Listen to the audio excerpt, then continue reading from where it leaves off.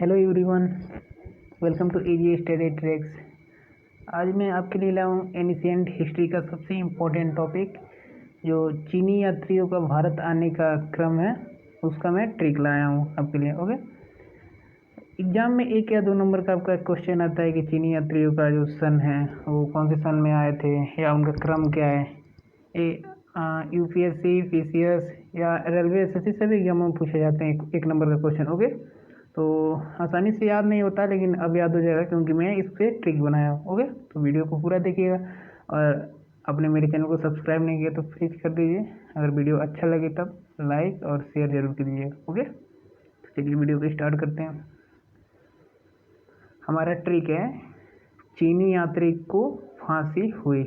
Okay, ये trick है, आप इसे 2-3 बार पढ़ेंगे। चीनी यात्री को फांसी हुई, चीनी यात्री को फांसी हुई। ओके, एक क्रम है, जो चीनी यात्री थे वो भारत आए थे, तो उनके क्रम में कौन से यात्री कब आए और कौन पहले आया कौन बाद में आया। ओके, तो ये याद रखेंगे आप। चीनी यात्री से तो याद होगा, ये चीनी यात्रियों के लिए है ट्रिक। एंड फांसी हुई, ये हमारा ट्रिक है। ओके, तो फा से आइए देखते हैं क्या है। फा से फाइयान, जो चीनी यात्री फाइयान है वो 399 ईसा पूर्व में आया था। ओके, तो सबसे पहले फाइयान चीनी यात्री आया था। ओके, एंड सी संयुगन, ओके, 518 ईसा पूर्व में। आपको सन में कंफ्यूजन एक होगा कि क्यों ये बढ़ते क्रम में होगा, क्योंकि जो ईसा पूर्व वाला है ना उल्टा होता है, बीसी और एसी। तो इसमें मैं अलग वीडियो बनाऊंगा, इसमें आपको कोई भी कंफ्यूजन नहीं होना चाहिए। तो इससे बाद में आया था। ओके, एंड सी से संयुगन एंड फासी हु से हयुनसांग, ओके, जो 630 ईसा पूर्व में आया था। एंड लास्ट में ई सिंह, ओके, ये 7वीं सदी के अंत में आया था। ओके, 7वीं सदी मीन्स 600 और 700 के बीच में आया था। ओके, तो आपको सन में कन्फ्यूजन नहीं होना चाहिए, इसमें मैं एक अलग वीडियो बनाऊंगा कि 399 ईसा पूर्व में जो फाइयान आया था, संयुगन 518 ईसा पूर्व में आया था, एंड हेनसियांग 630 ईसा पूर्व में, एंड इसिंग 7वीं सदी के अंत में आया था। अब आप यहाँ पे ऐसे देख सकते हैं, पहले नंबर पे आया फाइयान, दूसरे नंबर संयुगन, एंड तीसरे नंबर पे हेनसियांग, एंड चौथे नंबर पे इसिंग। 1 नंबर का क्वेश्चन एक आता है, इसका क्रम पूछता है। ओके, कौन पहले है कौन लास्ट में आया। ठीक, तो आइए इनके बारे में पढ़ते हैं, कौन कौन यात्री अपने भारत के बारे में क्या लिखे अपने पुस्तक में। ओके,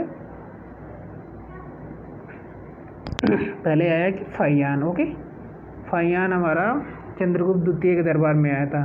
सबसे इम्पोर्टेंट क्वेश्चन, बहुत इंपॉर्टेंट है, क्योंकि एसएससी, रेलवे और यूपीएससी, पीसीएस सभी में पूछता है। ओके, फाइयान किसके शासनकाल में भारत आया था, तो बहुत बार ये रिपीट क्वेश्चन है, तो आप इसे ध्यान से देखिएगा।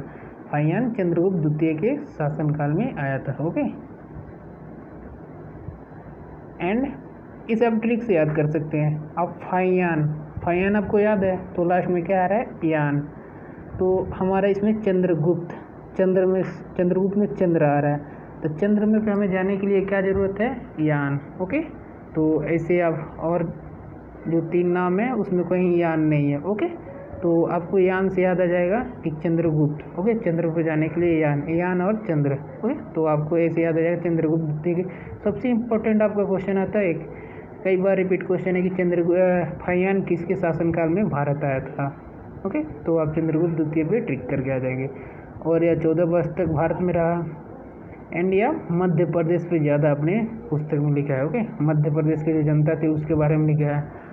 ओके, तो ये भी पूछता है कि वो कौन से भारत के स्टेट में, ये नहीं पूछेगा, लेकिन आपको एक इम्पोर्टेंट ये क्वेश्चन है कि किसके शासनकाल में फाइयान आया था और कितने वर्ष तक रहा। ओके, आप ये भी याद रखेंगे, वो मध्य प्रदेश की जनता के बारे में वर्णन किया है अपने पुस्तक में। दूसरा जो यात्री था वो था संयुगन, जो 518 ईस्वी में ईसा पूर्व में आया था। ओके, एंड यह 3 वर्ष तक मात्र रहा, और यह बौद्ध धर्म के प्राप्तियाँ एकत्रित किए, यानी बौद्ध धर्म का जो ज्ञान होता है उसे पूर्ण करके उसके बाद वापस चला गया। तो अपने किताबों में यह बौद्ध धर्म के बारे में लिखा, और 518 ईसा पूर्व में ये आया था, सेकेंड नंबर का है ओके।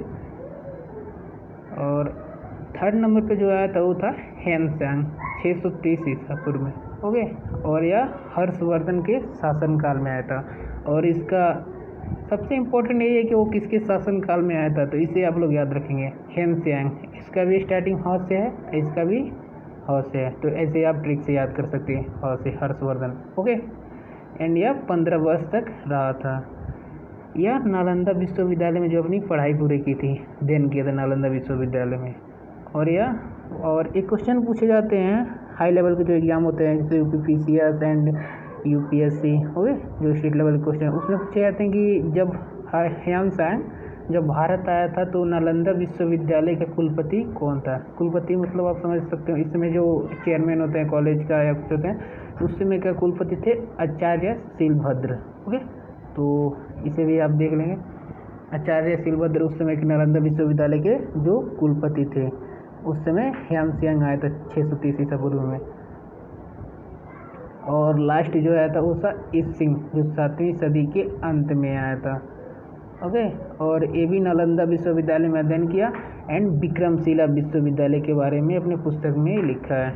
नालंदा विश्वविद्यालय और विक्रमशिला विश्वविद्यालय के बारे में अपनी पुस्तक में वर्णन किया है। तो ये थे हमारे 4 यात्री चीनी जो भारत आए थे और अपने पुस्तक में भारत के बारे में अलग अलग वर्णन किए हैं। तो इसमें से 1 या 2 नंबर का क्वेश्चन आता है, आप लोग देख लीजिएगा। आशा करता हूँ आपको याद हो गया होगा और कभी भूल भी नहीं पाएंगे ओके। अगर सच में वीडियो अच्छा लगा तो लाइक ज़रूर कीजिए एंड सब्सक्राइब नहीं किया तो सब्सक्राइब जरूर कर दीजिए। और कमेंट में ज़रूर बताएं ट्रिक कैसा लगा और आप किस टॉपिक पे अगला जो हमारा वीडियो है वो किस टॉपिक पे आप चाहते हैं एंड किस टॉपिक पर आप ट्रिक चाहते हैं जो आपको याद ना हो रहा हो, तो कमेंट में ज़रूर बताएं, मैं उस पर ट्रिक बना के आपको वीडियो अपलोड कर दूँगा ओके। तो thanks for watching this video. Subscribe नहीं किया तो सब्सक्राइब अभी कर दीजिए ओके। मिलते हैं अगले वीडियो में, तब तक के लिए बाय।